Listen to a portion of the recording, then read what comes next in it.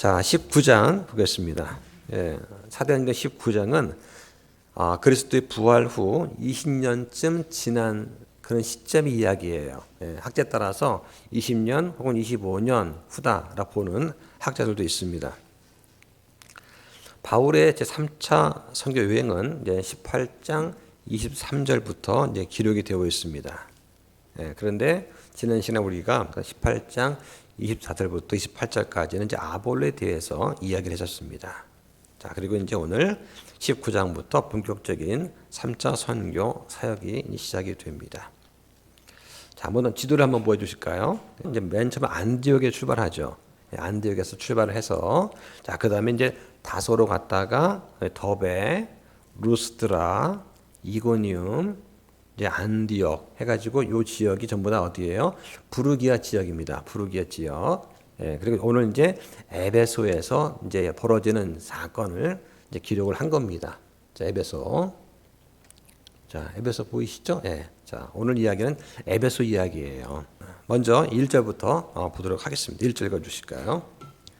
아볼로가 고린도에 있는 동안 바울이 윗지방들을 거쳐 에베소로 와서 어떤 제자들을 만나. 자, 지금 아볼로가 에베소에서 이제 브리스길라와 아굴라로부터 하나님의 길을 배웠던 이제 그런 사람이었습니다. 이게 18장 26절 나오죠. 한동안 에베소에서 복음을 전하다가 바울이 개척한 이제 고린도 교회를 말씀으로 가르치기 위해서 이제 고린도로 건너갔어요. 그게 이제 고린도전서 1장 12절에 나옵니다.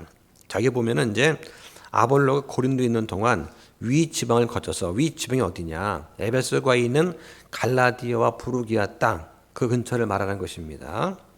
자, 사도 바울이 18장 21절에서 뭐라고 합니까? 하나님께서 원하시면 내가 다시 너에게 돌아오리라. 자, 그런 약속을 했었습니다. 그래서 이 약속을 지키기 위해서 이제 에베소까지 와서 이제 사역이 시작이 되는 것을 기억하시면 좋겠습니다. 자, 2절 보겠습니다.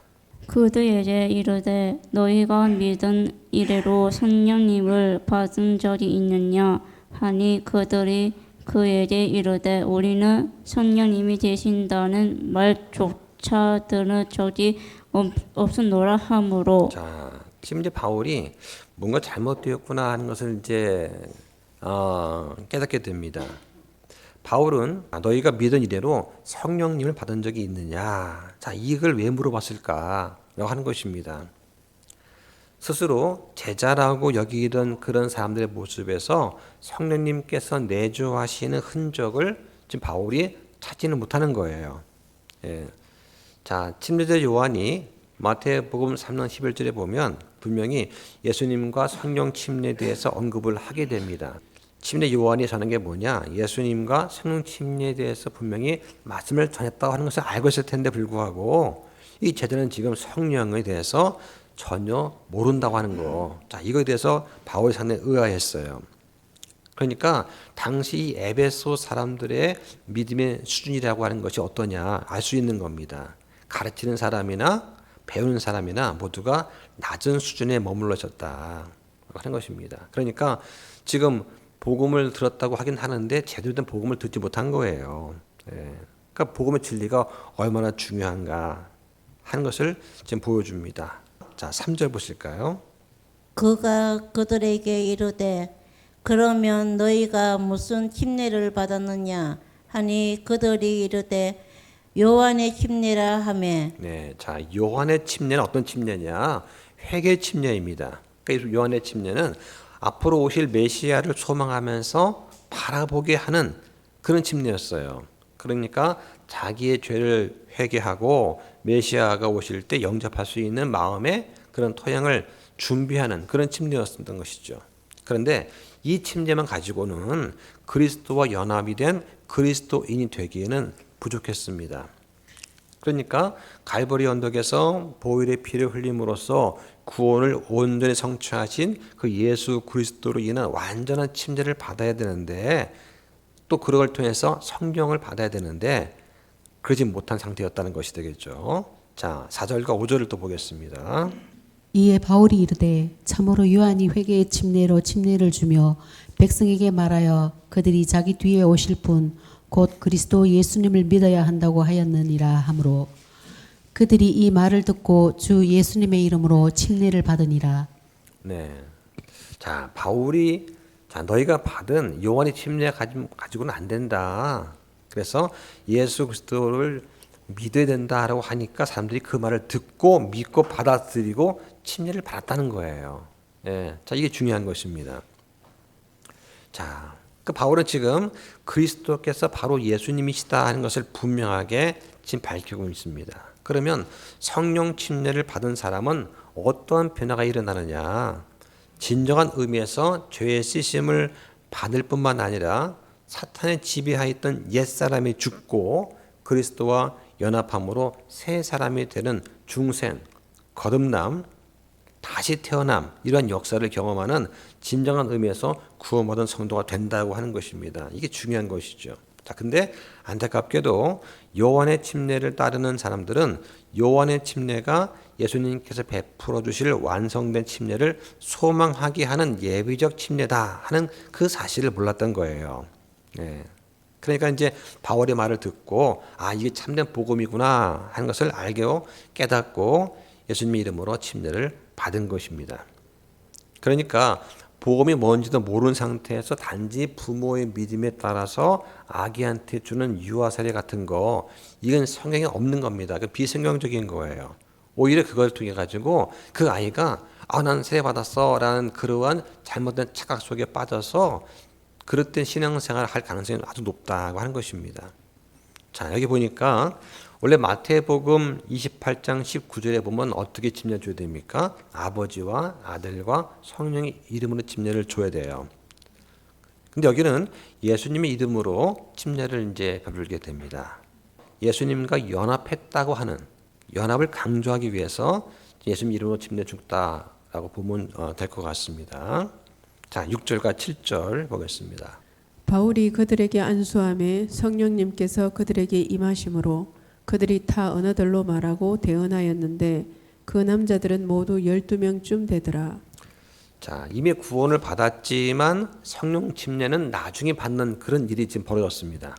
예, 원래 예수님을 믿고 제가 믿습니다 하고 나가면 그러면 예수님의 믿음을 주시고 성령 침례를 곧 받게 되거든요. 근데 이때는 이제 변천기예요. 그러니까 구원을 받았어도 성령 침례를 받는 그 사건이 나중에 좀 뒤에 일어나는 그런 과도기라 볼 수 있습니다. 그 결과 구원의 표적인 타언어, 방언이 있기도 하고 없기도 한 그런 상태가 되는 것이죠. 자, 지금 어떻습니까? 구원 받자마자 성령 침례가 이루어집니다. 그런데 우리가 성령 침례를 받았는데 그 증거로 지금 방언하는 사람이 있습니까? 없어요. 예. 물 속에서 딱 나오자마자 일어나면서 방언으로 쫙 말하는 그런 사람 본 적 있습니까? 예. 그런 사람 없다고 하는 것이죠. 근데 이 당시에 있었어요. 자, 바울이 안수하고 성령님이 임하시고 타언어를 말하고 대언을 하는 겁니다. 이때는 그랬단 얘기죠. 예. 자, 우리가 침례식 마친 다음에 이제 하는 게 있어요. 그러니까 원하시는 분들은 침례 좀 소감을 말씀하셔도 됩니다라고 제가 하죠. 그러면 어떤 분은 나와서 간증을 하기도 하고 주를 높이는 그런 말씀을 또 합니다. 저는 이것도 일종의 대언이라고 생각을 해요. 예. 그러니까 내가 침례 받고 나서 내가 예수님 믿기 전에 이랬었는데 믿고 나서 이렇게 되었습니다. 주를 높이고 찬양하는 그 말을 하는 거 이것도 일종의 대언이다. 자, 그런데 고린도 교회에 주어진 타언어, 방언은 어땠느냐? 이건 하나님과의 깊은 영적 교제를 통해서 믿음의 확신을 주기 위한 그런 선물이었다. 예. 그리고 반드시 고린도 교회에서 했던 그런 방언에는 통역도 함께 있어야만 했습니다. 예. 그리고 그걸 통해서 교회 전체에 유익이 되어야만 되는 그런 조건이 붙었어요. 근데 지금 여기서 주어지는 타언은 어떤 거냐? 바울이 지금 선교 활동했을 때 선교를 목적으로 복음이 신속하게 여러 사람들한테 퍼져나갈 수 있도록 하기 위해서 다른 나라 사람들이 말을 하는 거예요. 네. 그러니까 이것은 창세기 11장에 나와 있는 바벨탑 사건의 저주를 풀어주는 하나님의 어떤 회복 선물이라고 볼 수도 있을 것 같습니다. 자, 지난주에 어떤 형제님이 이렇게 질문을 하셨어요. 천국에 가면 모두가 한 언어를 사용합니까? 이게 묻는 거예요.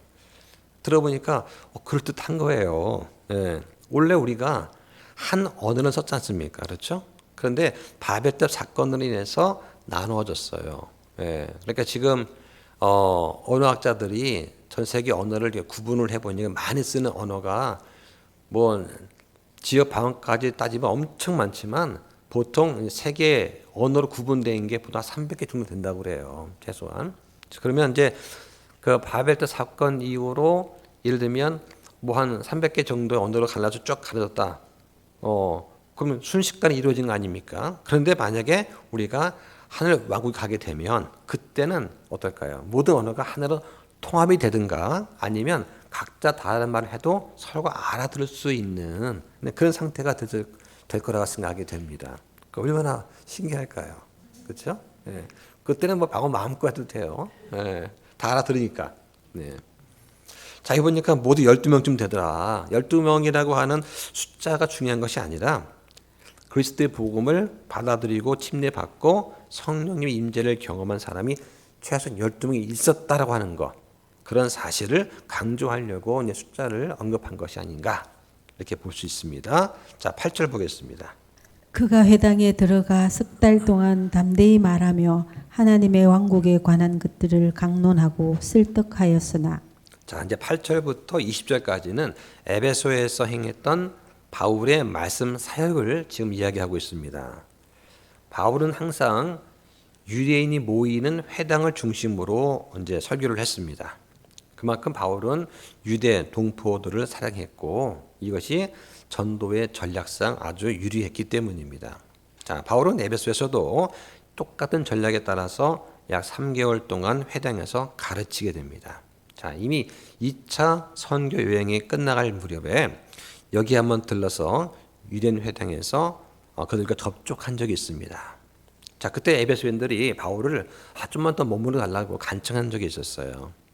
자, 데살로니가에서는 새 안식일 동안 회당에서 성경을 강론했습니다. 그런데 에베소에서는 4배나 되는 더 오랜 기간 동안 회당에서 이런 말씀을 강론을 하게 됩니다.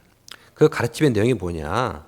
유대인들이 그토록 갈망하던 하나님의 왕국, 또 하나님의 약속대로 바로 구약에서 예언된 메시아이신 그 예수 그리스도를 통해서 이 땅에 이루어졌고 또 앞으로 이루어져 가고 있다는 그런 내용이었을 것입니다. 그죠? 예. 그러니까 하늘의 왕국은 유대인이 거부했기 때문에 연기됐고, 그러나 하나님이 다스리시는 하나님의 왕국은 이미 이루어졌고 지금도 이루어지고 있는 것이고 앞으로도 완성이 되어 갈 것입니다.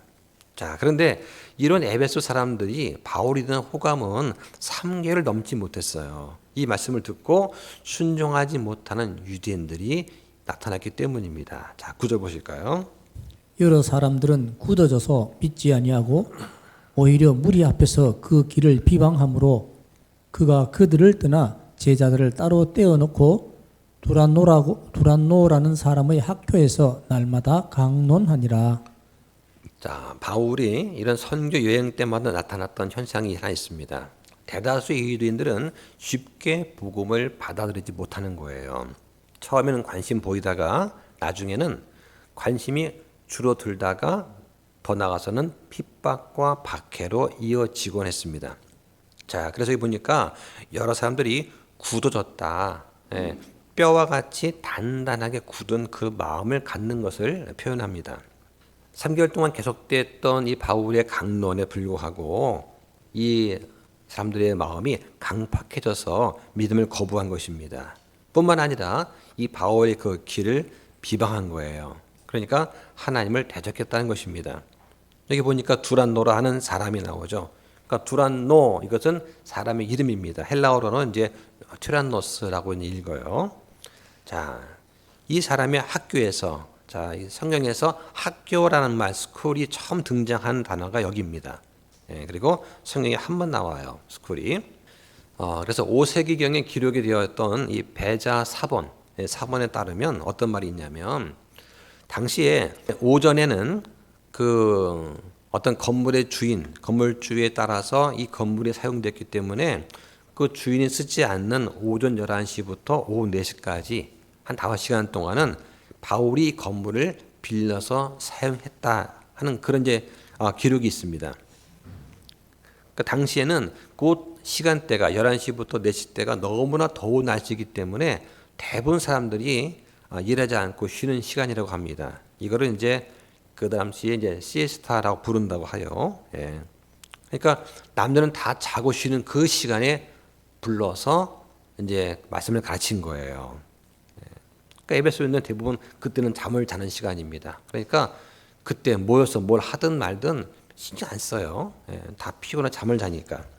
그러니까 바울은 아침에는 천막을 만들고 그리고 쉬는 시간 낮부터 오후 4시까지는 복음을 열심히 가르쳤다. 이 두란노 학교에서 하는 것입니다. 자, 10절을 보겠습니다.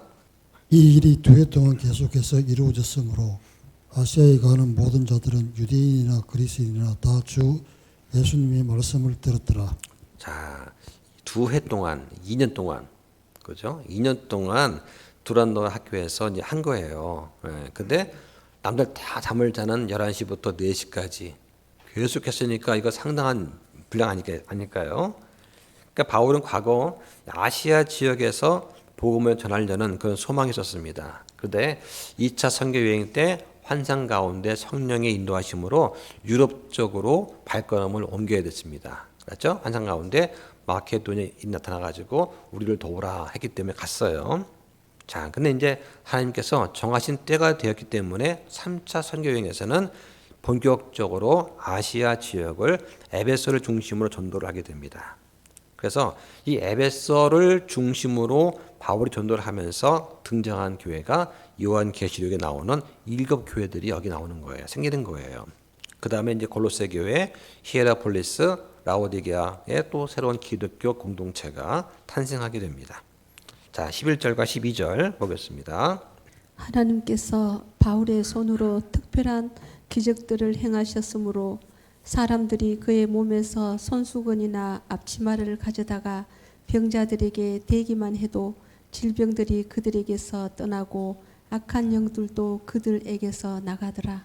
예, 자, 바울이 기적을 행한 것이 아니라 뭐라고 되어 있습니까? 하나님께서 바울의 손을 통해 기적을 행하셨다라고 기록이 되어 있습니다. 자, 바울이 스스로 손수건이나 앞치마를 가져다가 얹지는 않았을 것이죠. 아마 바울이 이러한 치유의 기적을 간절히 기다리던 에베소에 있던 어떤 제자들이 이런 일들을 행했을 것입니다. 당시 에베소 사람들은 믿음의 수준이 아주 낮았어요. 예, 그러니까 이런 게 가능했던 것이죠. 당시 에베소는 우상의 도시였습니다. 그래서 우상이 만연해 있었기 때문에 아마 그 당시 있었던 그곳의 마술사들 대부분이 자기들이 가지고 있던 소지품을 이용해서 마술을 행했을 것입니다. 이런 이교도적인 문화에 익숙했었기 때문에 에베소 사람들은 바울의 소지품을 가져다가 이렇게 얹었을 때 바울이 행하는 그런 기적이 나타날 것이라고 하는 그런 마술적인 개념과 혼합이 된 그런 믿음을 가졌던 거예요. 자, 이 믿음은 별로 잘못된 믿음이었습니다. 그런데 하나님께서 이들을 불쌍히 여기셔가지고 이러한 낮은 수준의 믿음에도 응답을 하신 거예요. 예, 이렇게 이해하시면 좋겠습니다. 자, 13절 보겠습니다. 그때 떠돌아다니는 유대인들 중에 어떤 자들 곧 마귀를 내쫓는 자들이 악한 영들이 들린 자들을 향해 스스로 주 예수 이름을 부르는 일을 하며 이르되 바울이 선포하는 예수님을 의지하여 우리가 너희에게 엄히 명하노라 하더라. 자, 여기 보니까 떠돌아다니는 유대인들 그러면서 곧 마귀를 내쫓는 자들. 개역 성경에는 이것을 마술하는 어떤 유대인들 이렇게 번역을 해놨습니다. 이들은 에베소의 토박이가 아니라 여러 곳을 떠돌아다니면서 마귀를 쫓아내고 축사 행위를 하는 그러면서 생계를 유지하던 그런 사람들이었습니다. 자, 이들은 바울이 하는 그 일을 보고서 바울이 전하는 예수님의 이름을 자신들의 축사 행위에 한번 써본 거예요. 했더니 효과가 없었으면 안 했겠죠. 근데 효과가 있기도 하고 한 겁니다. 네, 그러면서 이제 일이 이제 벌어집니다. 자, 14절과 5절 보겠습니다.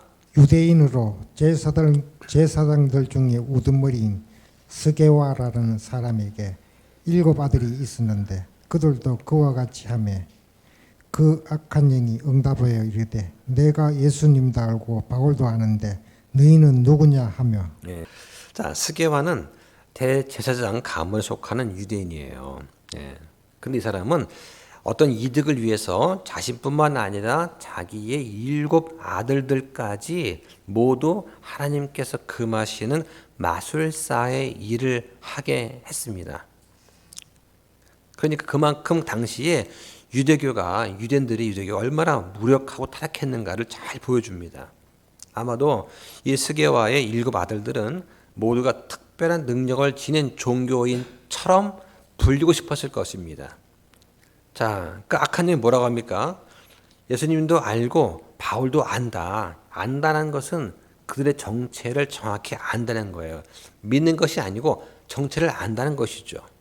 자, 그러면서 이 부정한 영이 예수님을 하나님의 거룩하신 분으로 정확히 알았던 것처럼 그 마가복음 1장 24절 나오죠. 그것처럼 바울이 예수님을 증거하는 전도자라고 하는 것도 이 악한 영은 분명히 알고 있었습니다. 그런데 너희는 누구냐?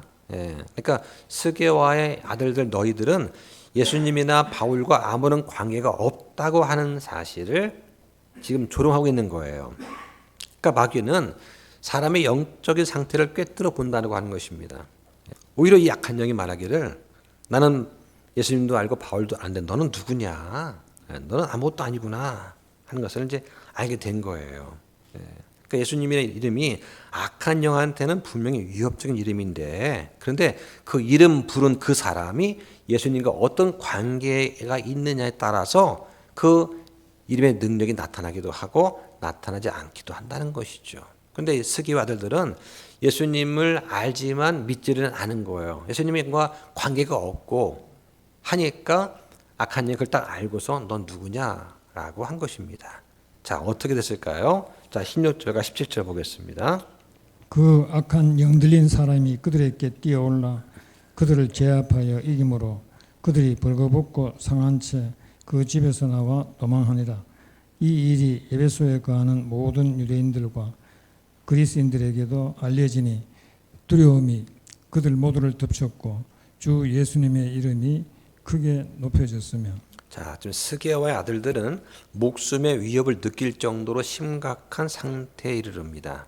그들은 살기 위해서는 도망쳐야만 했어요. 그래서 겉옷을 빼앗기고 다른 사람들 앞에서 수치스러워서 나서지도 못할 정도로 옷이 이제 찢겨졌습니다. 당시 에베소에 거주하던 모든 그 헬라인들 또 유대인들은 이 제사장 스게와의 7 아들이 당한 일을 듣고 보았을 것입니다. 그러면서 바울이 전하는 그 예수 그리스도의 이름에 대해서 경외감을 갖게 되었습니다. 자, 왜냐하면 이 바울이 사용한 예수 그리스도의 이름은 그리스도인들만 사용할 수 있는 이름이었어요. 그리스도인이 아닌 사람들이 이 이름을 써봤자 아무런 효력이 나타나지 않았던 것을 그들이 알게 된 것입니다. 자, 18절 보겠습니다. 이미 믿은 많은 사람들이 와서 자백하고 자기 행위들을 알렸으며. 자, 믿은 사람들이 와서 자백을 했다는 거예요. 그러니까 자기 행위를 알렸다는 것입니다. 내가 구원받고 나서 보니까 아, 내가 죄인이었구나 하고 자기의 죄를 솔직히 드러낸다는 거 이건 쉽지 않습니다. 주님께서 내 모든 죄를 해결해 주시는 것을 내가 깨닫게 되면 그럼 자연스럽게 내 죄를 주님께는 고백을 할 수가 있게 되는 것이죠. 그런데 사람들 앞에 고백하는 건 쉽지가 않습니다. 자, 그래서 거룩하신 하나님과 내가 바른 관계를 맺고 진실한 성도가 되는 출발점 그게 뭐냐? 하나님께 내 죄를 자백하는 거예요. 네. 자, 그 다음에 19절과 20절 또 보겠습니다. 또 신기한 수술을 사용하는 자들 종이 많은 사주도 사지새들을 다 가져와서 모든 사람들 앞에서 태웠는데 그들이 그것들을 값을 계산하고는 그 값을 은으로 5만 제니를 알아내니라. 이로써 하나님의 말씀이 간려한 데 잘나고 세를 얻으니라. 자, 스게와의 7 아들들이 이러한 축사 소동 사건 자, 이것 때문에 에베소하고 거기 있던 유대인들, 헬라인들 모두가 예수님과 바울을 다 두려워하게 됩니다. 그리고 예수님 이름을 높이게 되죠. 자, 이런 현상은 에베소에서 일어난 큰 부흥의 아주 큰 밑거름이 되게 됩니다. 여기 보니까 태웠다라고 하는 단어가 나오죠. 공식적으로 난 이것을 배격한다라는 그런 뜻이에요. 태웠다는 말이. 그러니까 바울이 행한 놀라운 일들, 또 스기야의 1급 아들들의 그런 축사 소동 사건, 이걸 듣고 내가 알고 있는 이 마술이 정말 무익하구나 하는 것을 깨달은 그런 사람들이 두려움 가운데 자신이 그동안 소중히 여기던 마술과 관련된 그 책들을 공식적으로 배격을 하고 스스로 불태운 것입니다. 자, 은하 5만 개가 어느 가치가 있느냐? 이건 은하 한 개가 노동자 하루의 품삯이면 5만 개는 5만 일 동안 일하는 품삯이에요. 그러니까 한 사람이 137년을 일해야 벌 수 있는 돈입니다. 그래서 오늘날 하루 임금을 10만 원으로 따지면 한 50억 정도가 되는 금액입니다. 자, 책 한 권을 요새 책 한 권 비싸죠. 한 2만 원 계산하면 이 당시에 25만 권을 불태운 거예요. 그 자리에서. 그 불길이 아주 높이 올라갔을 거 아닙니까? 분명 역사의 기록이 남을 정도였을 거예요. 자, 21절 보겠습니다. 이들이 끝난 뒤에 바울이 마케도니아와 아가야를 거쳐 예루살렘으로 가기 위해 영안에서 작성하여 이르되 내가 거기에 있다가 반드시 로마도 봐야 하리라 하고. 자, 21절 또 뒤에 22절은 바울이 에베소 사역을 기록한 그 19장에 삽입된 부분입니다. 예. 그래서 에베소 사역 이후에 바울이 하려고 했던 바울의 전도 계획을 일부 보여주는 거예요. 자, 이 일들이 끝난 뒤에 이 일들이 뭐냐? 에베소에서 일어난 놀라운 어떤 회심의 사건 또는 에베소에서 머물기로 작정한 그 날이 다 된 그 이후에 이렇게 볼 수가 있습니다. 자, 로마는 바울의 동역자였던 아굴라와 브리스길라 또 많은 친구들이 있는 곳이었습니다. 예. 자, 또한 로마는 로마 제국의 수도였어요. 그래서 유럽 전도의 전진 기지로서 아주 적합한 곳이었습니다. 그러니까 바울은 에베소를 중심으로 아시아를 복음시킨 것처럼 로마를 중심으로 유럽을 또 한번 복음화시키기 위해서 로마로 가고 싶어 했습니다. 이게 바울의 생각이에요. 예, 바울은 지금 앞으로 바울이 죄수로서 로마에 갈 줄은 생각도 못하고 있습니다. 예, 지금처럼 이렇게 환영 내지는 어느 정도의 핍박 가운데 다닐 줄로만 알았지 죄수로서 묶인 상태로 갈 줄은 생각도 하지 못한 것이죠. 자, 22절과 3절을 보겠습니다. 이에 자기를 섬기는 자들 중에서 디모데와 에라스도 두 사람을 마케도니아로 들여보냈으나 자기는 얼마 동안 아시아에 머물렀는데 바로 그때 그 길에 대하여 작지 않은 소동이 일어나니라. 자, 이게 섬기는 자들, 성경에서 섬긴다라고 하는 단어는 원래가 식사에 시중을 들고 어떤 손님한테 또 주인한테 음식과 음료수를 제공하는 일을 하는 사람들을 가리켰습니다. 예. 그러니까 집사도 거기서 나온 말이에요. 그러니까 온갖 굳은 일을 하면서 바울의 선교 활동을 도운 사람들을 섬기는 자들이다라고 부른 거예요. 에라스도는 여기 처음 등장합니다. 예. 그리고 이제 로마서 16장 23절 또 디모데 후서 4장 20절 나오는데 같은 인물인지는 확실하진 않아요. 예. 자, 그 다음에 이제 작지 않은 소동이 일어나는데 이것 때문에 이제 에베소를 떠나게 되는 일이 됩니다. 자, 그 길에 대해서 그 길이 뭐냐? 누가는 사도행전에서 그리스도의 복음을 가리켜서 그 길이라고 부릅니다. 7번 정도 불러요. 자, 그 다음 보겠습니다. 24절부터 7절까지 되겠습니다. 데메드리오라 하는 어떤 은세공업자가 다이애나를 위한 은성물함을 만들어 장인들에게 적지 않은 이득을 가져다 주었는데 그가 이들과 더불어 같은 직업을 가진 직공들을 함께 불러 이르되 선생들아 그대들도 아는 바와 같이 우리가 이 기술로 우리의 재물을 얻는도다.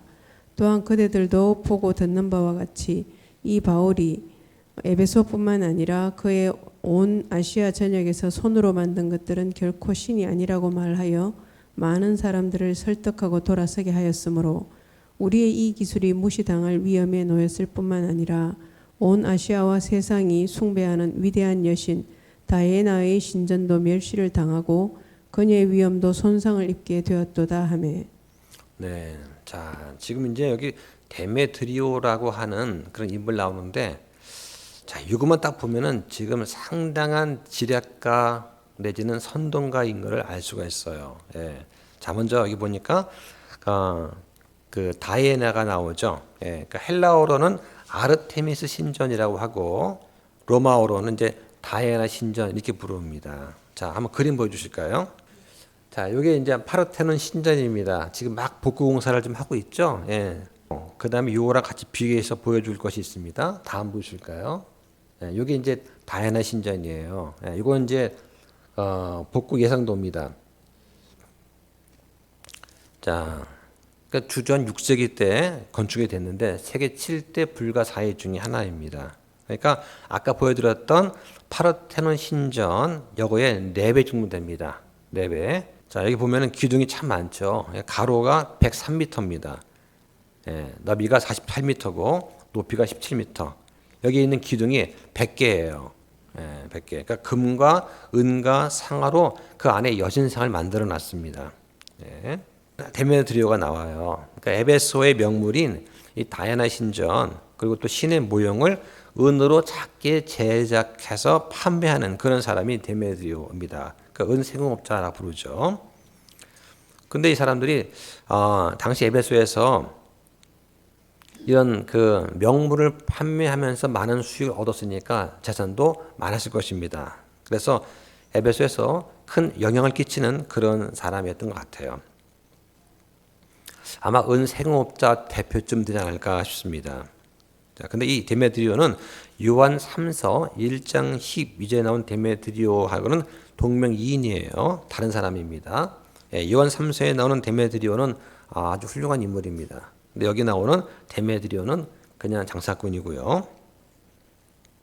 자, 여기 나오는 데메드리오는 선동가였습니다. 그래서 생업과 관련해서 경제적인 피해를 당하게 되니까 또 이걸 갖다가 보호하기 위해서 이제 바울을 이제 고소하게 됩니다. 근데 그냥 고소하면은 처벌이 약해지니까 숭배하는 신과 관련해서 3가지 더 고상한 명분을 만들어서 사람들을 선동을 합니다. 우리 같은 경우도 어떻습니까? 그러니까 하나님이 보존해 주신 완벽한 성경, 없음이 없는 성경을 가지고 있다고 하니까 사람들이 뭐라고 하죠? 사람들은 천주교에서 나온 사본학적인 증거를 가지고서 킹리 성경을 흠집을 내려고 합니다. 그리고 단순하게 단어의 인쇄상의 실수, 그 다음에 맞춤법을 수정한 걸 가지고서 이거 여러 번 개정했다. 킹잼스도 오류가 있다. 이렇게 온갖 명분을 만들어서 비난과 비방을 하려고 합니다. 지금도 그런 일이 벌어지고 있더라고요. 왜 그러냐? 완벽한 성경이 하나 있다라고 인정하는 순간 자기들이 지금까지 공부하고 갖고 있던 그런 모든 것, 또 이걸로 돈벌이를 위해서 성경을 번역해 팔았던 이것들이 다 무너져 버리니까, 그래서 자신의 어떤 그 지금까지 체면과 또 돈벌이를 지키기 위해서 킹잼 성경의 완벽성을 부인하는 거다. 자, 28절과 29절도 보겠습니다. 그들이 이 말을 듣고 진노로 가득 차서 외치며 이르되 위대하시도다 에베소 사람들의 다이애나여 하니 온 도시가 혼란에 휩싸였더라. 그들이 바울의 동료들로 그와 함께 여행 중인 마케도니아 사람 가이오와 아리스다고를 붙잡은 뒤 한 마음으로 극장 안으로 몰려 들어갔으므로. 자, 여기 보니 극장에 나오는데, 자, 에베소 동편에 있는 노천 극장입니다. 직경 지름이 152m예요. 거기에 25,000명을 한꺼번에 수용할 수 있습니다. 학교에 따라서는 한 4, 5만 명도 갈 수 있다고 하는데, 여기는 운동 경기도 할 수 있는 올림픽 경기장 같은 그런 곳입니다. 자, 우매한 은생업자들이 이 데메드리오의 간교한 연설에 속아서 어느새 지금 폭도로 변해가고 있습니다. 폭도로 변해가고 있는 거예요. 그러면서 뭐라고 합니까? 위대하시도다 에베소 사람들의 다해나요. 자, 요 말은 뭐냐면 당시 에베소 사람들이 신전에서 기도할 때 쓰는 기도 문구예요. 예. 그러니까 기도할 때 쓰는 상투적 문구인데 이런 표현을 써가지고 자기의 믿음을 표현하는 그런 종교적인 관습이 있었습니다. 이런 기도문이 모든 사람들의 입에 딱 붙어 있었겠죠. 그러니까 이걸 누가 딱 외치니까 덩달아서 쫙 나오는 거예요. 네, 그러니까 폭도로 변한 무리들을 이제 바울을 잡으려고 한 겁니다. 예. 그러니까 바울이 안 보이니까 어떻게 하냐? 바울과 같이 다니던 가이오와 아리스도아를 붙잡은 거예요. 예. 자, 여기 보면 이제 가이오가 나오는데 이 가이오 누구냐? 마케도니아 사람 가이오입니다. 그러니까 뒤에 20장 4절에 나오는 더베 사람 가이오는 다른 사람입니다. 자, 이 아리스도아는 바울과 동행하면서 가이사로부터 로마까지 동행했던 인물입니다. 그리고 나중에 함께 감옥에 갇혀서 바울의 감옥 동료가 된 사람이기도 합니다. 그러니까 바울은 이 아리스도아를 가르쳐서 나의 동역자다 이렇게 불렀습니다. 자, 30절부터 32절까지 보겠습니다. 바울이 그 백성 가운데로 들어가려 하였으나 제자들이 그것을 그에게 허락하지 아니하고 또 아시아의 주요 인사들 중에서 그의 친구인 어떤 사람들이 그에게 사람을 보내어 그가 위험을 무릅쓰고 극장에 들어가지 말 것을 그에게 요청하니라. 그러므로 어떤 사람들은 그것을 외치고 어떤 사람들은 저것을 외치니 이는 모인 군중이 혼란에 빠져 그들의 태반이 무슨 까닭으로 자기들이 함께 왔는지 알지 못하였기 때문이더라. 그 대모하다 보면 흔히 볼 수 있는 광경입니다. 예, 주동자는 따로 있고 거기에 휩쓸린 사람들은 내가 여기 왜 있는지도 몰라요. 예, 그냥 얼떨결에 밀려온 사람들이 많습니다. 바울은 순결한 양심, 용기를 가진 인물입니다. 그래서 조금 더 위험을 두려워하지 않았어요. 그러니까 만약 필요하다면 가이오와 아리스도하고 함께 운명을 같이 하려고 마음을 먹었습니다. 근데 아직 할 일이 남아 있잖아요. 그래서 사람들이 그 바울의 이런 가오던 결심을 이제 꺾고 좀 참으라고 말을 하는 겁니다. 그 32절 보면은 사람들이 이 불법 집회에 대해서 영문도 모르고 모인 걸 알 수가 있습니다. 어떤 사람은 이걸 외치고 어떤 사람은 저걸 외친다. 그러니까 폭동 일으켰던 데메드리오는 어디 있냐? 안 보여요. 예. 앞에 나가서 주도한 다음에 폭동이 일어나니까 싹 빠져갔습니다. 어디론가 지금 빠져나가서 숨어 있는 거예요. 예. 그러니까 데메드리오는 뛰어난 선동가적인 기질은 있지만 자신의 안전에 무척 예민한 사람이었다. 그러니까 시위가 격렬해지니까 자기는 몸을 피한 겁니다. 자, 그 다음에 3절과 4절 보겠습니다. 인들이 알렉산더를 앞으로 밀어내므로 그들이 무리 가운데서 그를 끄집어내니 알렉산더가 손짓하여 백성에게 자신을 변호하려 하였으나 그가 유대인 있는 것을 그들이 알고 모두가 한 목소리로 2시간쯤 소리질러 이르되 위대하시도다 에베소 사람들의 다해내여 하더라. 예, 그래서 위대하시도다 에베소 사람들의 다해내여. 이거는 일종의 그냥 상투적인 문구다. 예. 그러니까 에베소 사람들 중에 이 문구를 모르는 사람 없어요. 다 아는 거예요. 그러니까 다이아나 여신에 경배하지 않는 자들에 대한 에베소인들의 감정이 어떠냐? 반기독교적이고 반유대적이었다고 하는 것입니다. 이 폭도들은 언제 이런 유대인들에 대한 반감을 노골적으로 표현할지를 알지 못했었어요.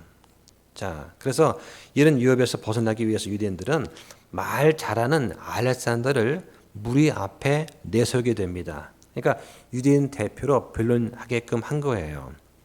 유대인들은 우리도 저 기독교인들 싫어한다. 그러니까 우리는 좀 빼줘. 우리는 비난의 대상이 아니야. 욕을 하고 싶어서 이제 좀 알렉산더를 앞에 내세우죠. 그런데 문제가 뭐냐? 군중들이 그리스도인들과 유대인들을 구분 못하는 거예요. 생긴 똑같은데 뭘 하면서 한꺼번에 도매급으로 밀어붙이는 거죠. 그래서 유대인들은 에베소의 은세공업자한테 영향을 미치던 구리세공업자 알렉산더를 유대인이 그리스도인과 다르다는 것을 알리려고 내세웠던 것입니다. 그러니까 이 알렉산더는 누구냐? 구리세공업자예요. 데메드리오는 은세공업자고 서로가 긴밀하게 협업을 하던 그런 사람이었던 얘기죠. 너는 알지? 같이 일했잖아. 이걸 가지고 이제 앞에 내세웠는데 군용들은 구분을 못한 것이죠. 자, 35절부터 7절까지 보겠습니다. 고을 서기가 사람들을 진정시키고 이르되 너희 에베소 사람들아 에베소 사람들의 도시가 위대한 여신 다이아나를 숭배하며 또 주피터로부터 떨어진 형상을 숭배한다는 것을 알지 못하는 사람이 어디 있느냐. 그런즉 이 일들은 아무도 반박할 수 없으니 너희는 조용히 해야만 하고 어떤 일도 경솔히 해서는 아니 되느니라. 교회 물건을 강도질하지도 아니하고 너희 여신을 모독하지도 아니한 이 사람들을 너희가 여기로 끌고 왔느니라.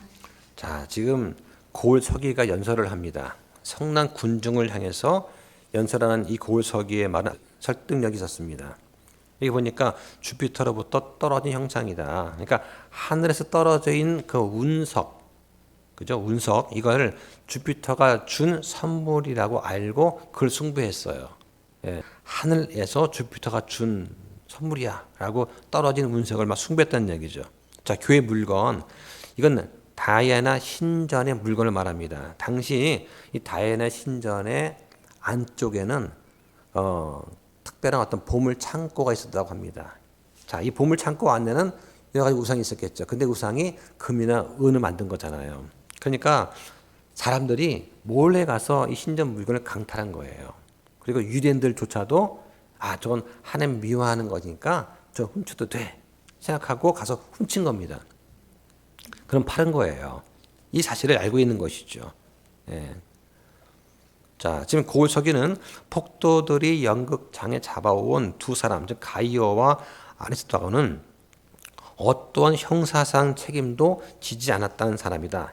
그걸 알고 있는 것이죠. 그죠? 예, 그러니까 해를 가하지 말라라고 좀 설득을 하는 거예요. 자, 38절부터 41절까지 보겠습니다. 그러므로 만일 데메드리오와 또 그와 함께한 장인들이 누구를 고소할 일이 있거든 법이 열려 있고 총독들도 있으니 그들이 서로 고소하게 할 것이요 만일 너희가 다른 문제들에 대하여 무엇을 문의하거든 합법적인 집회에서 그것을 결정할지니라.